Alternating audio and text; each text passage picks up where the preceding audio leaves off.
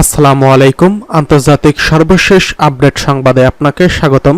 শুরুতে জানিয়ে দেব সংবাদ শিরোনাম। শুরুতে জানিয়ে দেব গাজায় যুদ্ধবিরতি ইসরায়েলের জন্য বড় পরাজয় বলছে ইরানি জেনারেল। জানিয়ে দেব দক্ষিণ চীন সাগরে যুক্তরাষ্ট্র ও ফিলিপাইন্সের যৌথ সামরিক মহড়া। অন্যদিকে রয়েছে কাঁটাতারের মাঝে গেট দেওয়ার দাবি, ভারতীয়দের বিক্ষোভে বন্ধ রয়েছে বেড়া নির্মাণের কাজ। জানিয়ে দেব ফিলিস্তিনি বন্দীদের মুক্তির আনন্দ ব্যাহত করতে পশ্চিম তীরে ভয়াবহ হামলা চালালো ইসরায়েল। সর্বশেষ জানিয়ে দেব হামাস আর কখনোই গাজা শাসন করবে না বলছে ট্রাম্পের উপদেষ্টা। এতক্ষণ শুনছিলেন সংবাদ শিরোনাম, এবারে বিস্তারিত। অনুরোধ থাকবে ভিডিওতে একটি লাইক করবেন এবং কমেন্টে জানিয়ে দিন কে কোথা থেকে ভিডিওটি দেখছেন এবং পরবর্তী ভিডিও পেতে সাবস্ক্রাইব করতে ভুলবেন না। গাজায় যুদ্ধবিরতি ইসরায়েলের জন্য বড় পরাজয় বলছে ইরানি জেনারেল। ফিলিস্তিনের স্বাধীনতাকামী সংগঠন হামাসের সঙ্গে যুদ্ধবিরতির চুক্তিতে সম্মত হওয়ার অর্থ ইহুদিবাদী অর্থাৎ ইসরায়েলিদের বড় পরাজয়। এমনটাই মন্তব্য করেছেন ইরানের ইসলামিক রেভলিউশনারি গার্ডস কর্পস কোদস ফোর্সের কমান্ডার ব্রিগেডিয়ার জেনারেল ইসমাইল কানি। জেনারেল কানি তেহরানে অনুষ্ঠিত এক অনুষ্ঠানে এই কথা বলেছেন। জেনারেল ইসমাইল কানি আরও বলেন, ফিলিস্তিন ও লেবাননের জনগণের উপর 15 মাস ধরে সীমাহীন নৃশংসতার উপর নির্মম রক্তপিপাসু এবং শিশু হত্যাকারী ইহুদিবাদী সরকারকে চরম অবমাননার সঙ্গে যুদ্ধবিরতির চুক্তি মেনে নিতে বাধ্য করা হয়েছে।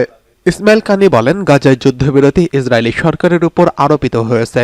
যুদ্ধবিরতি চুক্তিতে অতীতে ফিলিস্তিনিরা যে সমস্ত ধারার উপর জোর দিয়েছিল তা অন্তর্ভুক্ত করা হয়েছে।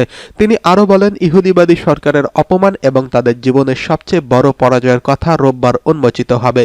দীর্ঘ 15 মাসের আগ্রাসনের পর 19 জানুয়ারি বহুল কাঙ্ক্ষিত যুদ্ধবিরতি কার্যকর হয়েছে ফিলিস্তিনের অবরুদ্ধ গাজায়।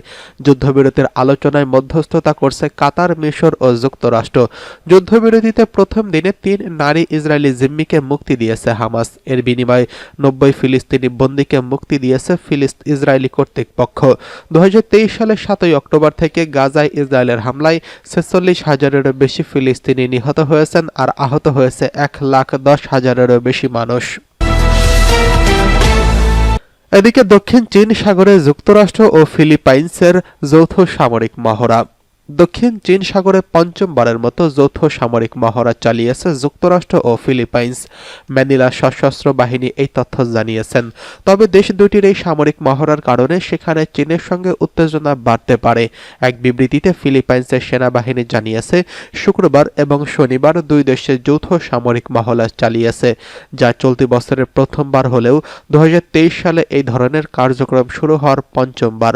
ফিলিপাইন্সের প্রেসিডেন্ট ফার্দিনান্দো মার্কোস জুনিয়রের অধীনে দুই মিত্রের মধ্যে নিরাপত্তামূলক কার্যক্রম বেড়েছে, কারণ তার সঙ্গে ওয়াশিংটনের ভালো সম্পর্ক রয়েছে। ফিলিপাইন্সের সামরিক ঘাঁটি যুক্তরাষ্ট্রের সেনাদের ব্যবহারেরও অনুমোদন রয়েছে।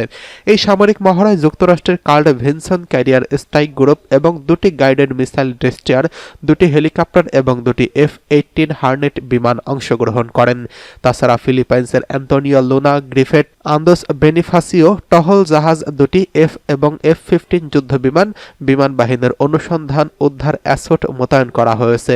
এই মহড়া দ্বিপাক্ষিক সামুদ্রিক সহযোগিতাকে শক্তিশালী করছে বলে উল্লেখ করে ফিলিপাইন্সের সশস্ত্র বাহিনী।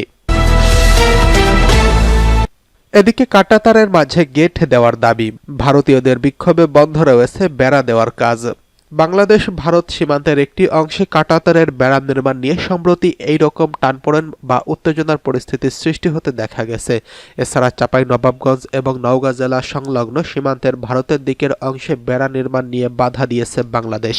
মূলত সীমান্তে ভারতের আইন বহির্ভূত এই কর্মকাণ্ড রুখে দেওয়ার কাজে বাংলাদেশ সীমান্তের অতন্দ্র প্রহরী বিজিবির পাশাপাশি ছিল সাধারণ বাংলাদেশিরা, যার ফলে ভারত কাঁটাতারের বেড়া নির্মাণ বন্ধ করতে বাধ্য হয়। আর এবার কাঁটাতারের বেড়া নির্মাণ নিয়ে ভারতীয়দের বিক্ষোভের মুখে পড়েছে ভারতীয় সীমান্তরক্ষী বাহিনী বিএসএফ। স্থানীয় ভারতীয়দের বিক্ষোভের কারণে পশ্চিমবঙ্গ রাজ্যের নদিয়ায় ভারত ও বাংলাদেশের সীমান্তে সংশ্লিষ্ট স্থানে কাঁটাতারের বেড়া নির্মাণ কাজ বন্ধ করে দিয়েছে বিএসএফ। কলকাতা ভিত্তিক সংবাদ মাধ্যম আনন্দবাজারের প্রতিবেদনে এসব তথ্য জানা গেছে। সংবাদ মাধ্যমটি বলছে, ভারতীয় বাসিন্দাদের বাধায় বাংলাদেশ ভারত সীমান্তে কাঁটাতার লাগানোর কাজ বন্ধ করে দিয়েছে বিএসএফ। পশ্চিমবঙ্গের নদিয়ার শিকারপুরে ভারত ও বাংলাদেশ সীমান্ত এলাকায় ঘটনাটি ঘটেছে। গ্রামবাসীর বিক্ষোভের মুখে আপাতত কাজ স্থগিত রাখার সিদ্ধান্ত নিয়েছে ভারতীয় সীমান্তরক্ষী বাহিনী। মূলত শিকারপুর বিডিও অফিসের পাশে মাথাভাঙা নদীর পাড়ে প্রায় ১.৩ কিলোমিটার জায়গাতে এতদিন কাঁটাতারের বেড়া ছিল না। জমি অধিগ্রহণ এবং অন্যান্য বিষয়ে বিএসএফ এবং বিজিবির দীর্ঘ আলোচনার পরে ৬ মাস আগে সেখানে কাঁটাতারের বেড়া দেওয়ার কাজ শুরু হয়েছিল। ইতিমধ্যে লোহার অ্যাঙ্গেল এবং পিলার বসানোর কাজ সম্পন্ন হয়েছে, কিন্তু গত শনিবার সকাল থেকে মুরুটিয়া থানার শিকারপুর কুটিপাড়া এলাকায় সেই সময় ওই কাজ চলাকালীন সময় শুরু হয় বিক্ষোভ। স্থানীয় বাসিন্দাদের দাবি, কাঁটাতারের একটি লোহার গেট বসাতে হবে। গেট ছাড়া কাঁটাতার বসানো হলে মাথাভাঙা নদীর পানি এবং তীরের শ্মশান তারা ব্যবহার করতে পারবেন না। অন্যদিকে বিএসএফ জানিয়েছে, গ্রামবাসীদের দাবিগুলো ঊর্ধ্বতন কর্তৃপক্ষকে জানানো হবে। আপাতত বিতর্কিত অংশ ছেড়ে বাকি অংশে কাঁটাতারের বেড়া বসানোর কাজ চলছে। সংবাদ মাধ্যম বলছে, কুটিপাড়া এলাকায় কয়েকশো পরিবারের বসবাস রয়েছে। কাঁটাতার বসানোর খবর পেয়ে সীমান্তে জড়ো হতে থাকেন তারা। তাদের দাবি, সেখানে লোহার গেট লাগাতেই হবে এবং বিএসএফকে বিষয়টি জানানোর পাশাপাশি স্বরাষ্ট্র মন্ত্রণালয় এবং পররাষ্ট্র মন্ত্রণালয়ে আবেদন জানানো হবে বলে জানিয়েছে গ্রামবাসীরা। এদিকে ফিলিস্তিনি বন্দীদের মুক্তির আনন্দ ব্যাহত করতে পশ্চিম তীরে ভয়াবহ হামলা চালালো ইসরায়েল। গাজায় যুদ্ধবিরতি কার্যকর হয়েছে। প্রথম দিনে ৩ ইসরায়েলি নারী জিম্মিকে মুক্তির বিনিময়ে ৯০ ফিলিস্তিনিকে মুক্তি দিয়েছে ইসরায়েলি বাহিনী। আর সেই সংবাদ জানার পর থেকে ফিলিস্তিনিরা উদযাপন শুরু করে, যা সহ্য করতে না পেরে অধিকৃত পশ্চিম তীরের রামাল্লার উত্তরে ফিলিস্তিনি শহর সিনজিল আক্রমণ করে দখলদার ইসরায়েল। আজ সন্ধ্যায় ফিলিস্তিনি শহর সিজনিলে এই আক্রমণ করে অবৈধ ইসরায়েলি বসতি স্থাপনকারীরা। হামলার উদ্দেশ্যে ফিলিস্তিনি বন্দীদের মুক্তি উদযাপন ব্যাহত করা। অবৈধ বসতি স্থাপনকারীরা শহরের উত্তর উপকণ্ঠে চালায় হামলায় ৪টি ফিলিস্তিনি গাড়িতে আগুন দেয় তারা, সেই সঙ্গে ৪টি বাড়িতে পাথর ছোড়ে। প্রত্যক্ষদর্শীরা সংবাদ মাধ্যম আনাদোলুকে জানিয়েছে এমন তথ্য। প্রত্যক্ষদর্শীরা বলেন, শহরের বাসিন্দারা সেনাবাহিনীর কোনো হস্তক্ষেপ ছাড়াই এবং কোনো আহত হওয়ার খবর ছাড়াই ইসরায়েলি বসতি স্থাপনকারীদের আক্রমণ প্রতিহত করতে জড়ো হয়েছিল। এদিকে মুক্তির খবরে ফিলিস্তিনি বন্দীদের শত শত পরিবার মধ্য পশ্চিম তীরে ইসরায়েলের ওফার কারাগারের কাছে জড়ো হয়েছেন। পরে নির্ধারিত সময় কয়েক ঘণ্টা পর মুক্তি দেওয়া হয় সেই ৯০ বন্দীকে। উল্লেখ্য, গত ৭ই অক্টোবর ২০২৩ সালের পর থেকে গাজায় ইসরায়েলের হামলায় প্রায় ৪৭,০০০ মানুষ নিহত হয়েছেন। এছাড়া ১,১০,০০০-এরও বেশি মানুষ আহত হয়েছেন। হামাস আর গাজা শাসন করবে না বলছে ট্রাম্পের উপদেষ্টা। ডোনাল্ড ট্রাম্পের শীর্ষ জাতীয় নিরাপত্তার উপদেষ্টা মাইক ওয়াল্টজ বলেছেন, হামাস আর কখনো গাজা শাসন করবে না।